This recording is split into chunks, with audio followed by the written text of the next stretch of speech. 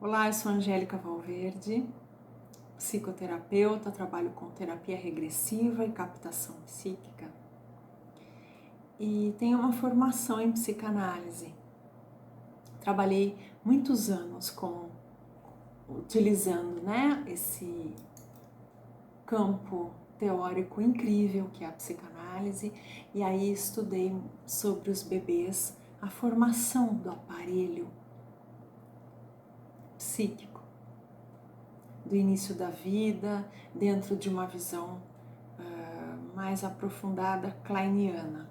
Eu não vou entrar nisso nesse vídeo, mas eu quero dizer para você que é importante considerarmos, quando nós pensamos na chegada de um bebê, naquilo que ele precisa como um ser que chega num mundo totalmente estranho e que ele vai sair da barriga de sua mãe, onde tudo estava muito equilibrado, especialmente em termos físicos, quando tudo corre bem, e ele vem para a luz, sente fome, vai lidar com a gravidade. Tudo isso é muito assustador para um bebê. Ele está numa situação de fragilidade imensa. Ao mesmo tempo que ele tem uma força de vida, ele tem um impulso de vida, ele está muito assustado com os estímulos internos, as dores, a fome, a dor da fome e os estímulos externos. E aí tem todo um processo interno de formação que a psicanálise vai compreender muito bem e que pede, como o Winnicott diz, uma mãe suficientemente boa, que seria uma mãe que acude, que acolhe, que cuida do bebê suficientemente bem, atendendo essa demanda, procurando ficar conectada com seu bebê. E aí nós vamos ter as psicanalistas que pesquisaram a conversa com os bebês, psicanálise de bebês. Tive uma experiência incrível também, acompanhando uma bebezinha, já faz bastante tempo, dos 15 dias de vida até 1 ano e 3 meses, com visitas semanais à sua casa, só acompanhamento, sem interferência alguma. E aí é possível perceber e sentir tudo não, mas muito do que está acontecendo, do que acontece na relação mãe-bebê. Essa dupla inigualável, o que acontece entre uma mãe e seu bebê não tem correspondência no meu entendimento. Nenhum vínculo é igual a esse, especialmente nos primeiros meses de vida. O que acontece com essa mulher, o que acontece com esse bebê. Claro que o pai também faz parte disso e aos poucos ele vai, e é necessário que ele vá entrando nessa dupla e ele vai já de início cuidando muitas vezes mais dessa mãe ou cuidando do entorno para que essa mãe fique mais dedicada ao seu bebê, mas ele já vai tendo contato, ele já vai sendo participativo nos cuidados com o bebê. Então, é um momento delicadíssimo, é um momento de angústia, momentos de alegria para todos ali e de angústia também. O bebê vive grande angústia no início da vida. Mas, como eu disse no início, eu não vou me deter nessa questão. O que eu quero dizer é o seguinte: como eu transito nos dois campos, do psicológico e da realidade espiritual, que é a realidade da reencarnação, um espírito que forma personalidades, que cada uma vai habitar, uma por vez, vai habitar um corpo dentro daquilo que a teoria com a qual eu trabalho, a personalidade formada vai nascer num continente tal, vai nascer na família tal e vai ter um corpo tal, enfim. Eu preciso considerar que esse bebê que está com todas essas vivências de angústia, fazendo toda essa formação, vivendo as defesas de projeção e introjeção, vivendo inicialmente muito cindido para depois poder integrar melhor, para depois saber que ele é ele, a mãe é a mãe, isso demora um certo tempo. Esse ser é milenar. E ele vai trazer para esta existência atual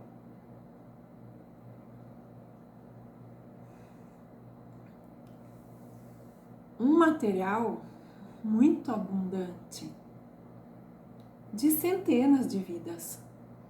E esses pais que o acolhem podem ser, sim, inimigos do passado e que estão numa experiência de redenção, de perdão, de harmonização, para que todos evoluam mais e mais. Então, onde eu quero chegar é que, além do conhecimento psicológico em relação ao início da vida e aos cuidados de saúde, o cuidado físico com o bebê e emocional, é importante que se considere aqueles que estão para ter um bebê ou que têm um bebê em casa, que muito das suas reações também podem vir de uma percepção que ele tem. Quem são aquelas pessoas?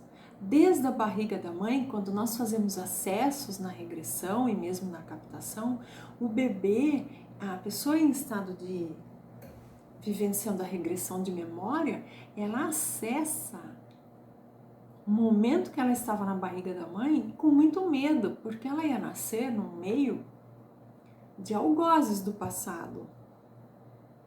E a vontade de recuar é muito grande.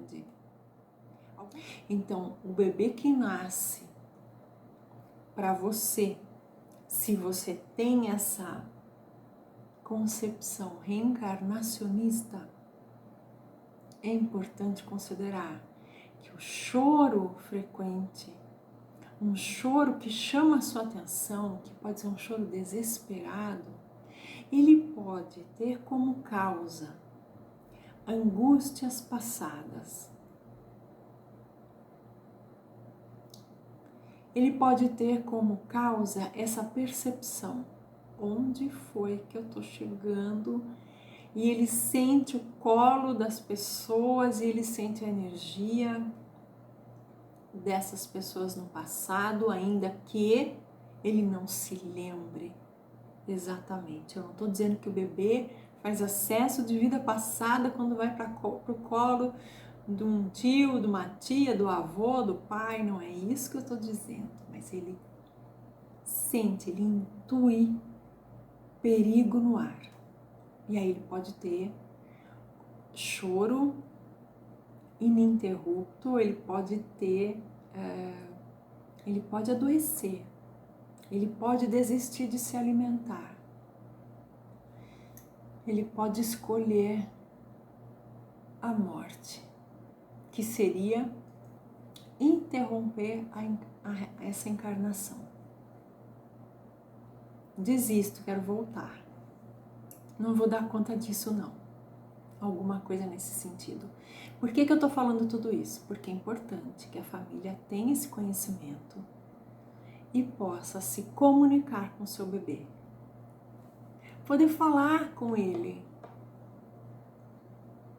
Eu sei que pode estar muito difícil para você, meu filho, estar voltando para a Terra. Eu sei que você pode estar sentindo energias que podem não ser tão agradáveis, mas saiba que você tem o meu amor, que eu estou disponível aqui para você. Vá se acalmando. Se você percebe alguma energia muito densa e negativa e isso te deixa apavorado, saiba que existe uma mudança. Nós não somos essas mesmas pessoas do seu passado.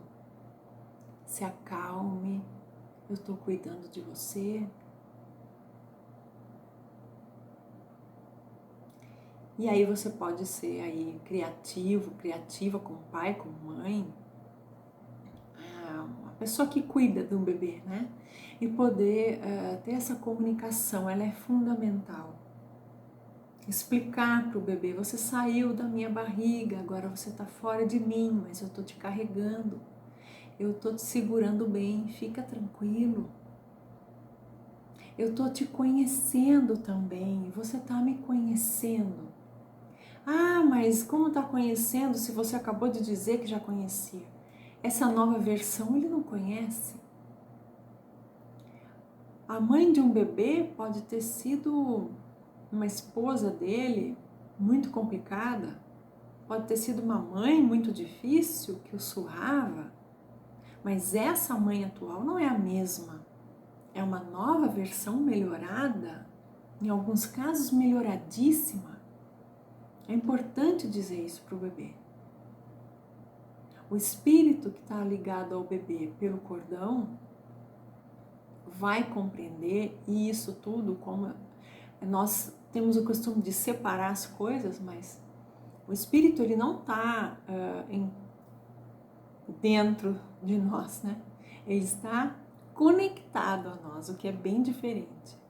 Mas por estar conectado, ele acompanha as vivências da sua personalidade atual, a ponta encarnada. Então é muito importante poder ter essa comunicação, poder explicar, poder dizer frases de calma, eu tô aqui, eu tô te segurando, às vezes eu demoro um pouquinho, mas eu chego. Se você percebe que seu bebê tem dificuldade de estar no colo de alguém, proteja-o disso o máximo possível, proteja-o. Pegue, dá licença, eu vou levá-lo. Por favor, eu vou. Parece que ele não está confortável e tire o bebê, principalmente se ele tiver poucos meses de vida. Ele está muito vulnerável e é sua função como mãe, como pai, protegê-lo. Isso vai reforçar a confiança do seu bebê em você. Ele vai perceber que tem adultos ali conectados a ele, protegendo-o daquilo que ainda ele não tem condição de administrar. Uma outra questão em relação a bebês, considerando esse aspecto espiritual, é a presença de entidades no quarto, na casa, que sabem que aquele inimigo do passado chegou, tomou um corpo físico, vai ter uma nova oportunidade. Às vezes as oportunidades que esse bebê vai ter é de conhecimento dessas entidades que não gostam dele, pelo contrário, podem odiá-lo por N histórias de passado. E aí começa a acontecer um ataque a esse bebê. Onde eles pegam com frequência? O sono. Por quê? Porque o bebê que não dorme, chora, ele se desgasta. O sono é reparador. Os bebês costumam dormir muito, especialmente no primeiro mês de vida. Mas pode acontecer esse tipo de ataque por entidades e seres que estão já conectados a essa chegada e fazem esse trabalho para atrapalhar, para adoecer a criança e para atacar os pais, né? Não preciso explicar por quê. Então, o que é importante nesse caso é você estar atento, atenta, para que você possa fazer aquilo que combina mais com você, no sentido de proteção da sua casa, proteção do campo energético da sua casa. Você pode escolher de acordo com a sua vontade, gosto. teria algumas sugestões, mas você pode escolher. Quando eu falo em proteção energética espiritual, você já sabe do que eu estou falando, né? Das orações. Talvez não seja recomendado você acender incenso com um recém-nascido em casa, mas você pode vibrar cromoterapia, usar as cores em volta do berço, em volta do bebê. Você pode fazer decretos, você pode fazer invocações de proteção.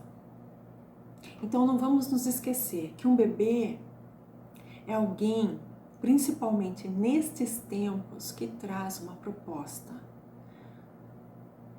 não só de crescimento e reparação, aprendizado para o seu espírito, mas muitos bebês estão chegando porque vão ser os adultos daqui 25, 30 anos que vão estar trazendo inúmeras melhorias para o planeta. E são, então, muito atacados por aqueles que não têm interesse em que nosso planeta melhore.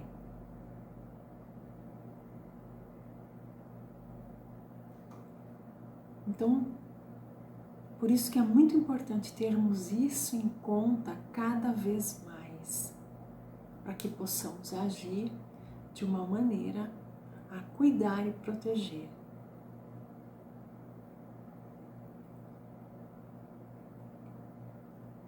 Né? Essas crianças que estão chegando a trabalho. Só para finalizar, acompanhei vários casos de crianças bem pequenas sendo atormentadas durante a noite. Como a criança normalmente tem a vidência, né? Que é um tipo de mediunidade, ela visualizava seres, pessoas, uma aparência nada agradável no seu quarto, ou tentando agarrá-la. Então, crianças de 1 ano e meio, 2, gritando, chorando, grudando nos pais, indo para a cama dos pais. Então, é muito importante que estejamos mais atentos a tudo isso, para que possamos fazer um trabalho de proteção, de limpeza. Em algumas situações é preciso fazer um atendimento, e aí você pode procurar ajuda nos centros. Eu sei que agora os centros, a pandemia, estão fechados, mas é possível pesquisar e encontrar alguém que possa fazer um atendimento de socorro se você está vivendo algo assim. Porque muitas vezes é preciso fazer um trabalho mais conhecido como desobsessão. E às vezes é preciso fazer vários atendimentos até que aquelas entidades que têm esse objetivo de adoecer a família, de adoecer essa criança, de enfraquecer essa criança.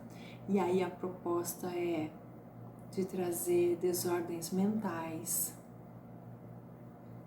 Essa criança com 6, 7 anos começa a tomar medicação. Então, para que a autoestima fique baixa, para que fique desorganizada internamente, para que dificulte o aprendizado na escola. E aí, o projeto encarnatório pode ficar assim, conturbadíssimo, tá bom? Eu deixo um abraço para você, vamos conversar mais vezes sobre esse tema em outros vídeos. Se você entende que esse conteúdo pode ajudar famílias, pode ajudar outras pessoas, eu proponho que você compartilhe nas suas redes sociais, que você curta o vídeo, se inscreva no canal. Quanto mais inscritos no canal, maior a possibilidade dos conteúdos que eu trago, buscando juntar conhecimentos psicológicos e espirituais, né, que possa chegar esse material a mais pessoas. Por isso eu convido você, se inscreva no canal. Gratidão por estar comigo até aqui e nos vemos no próximo vídeo.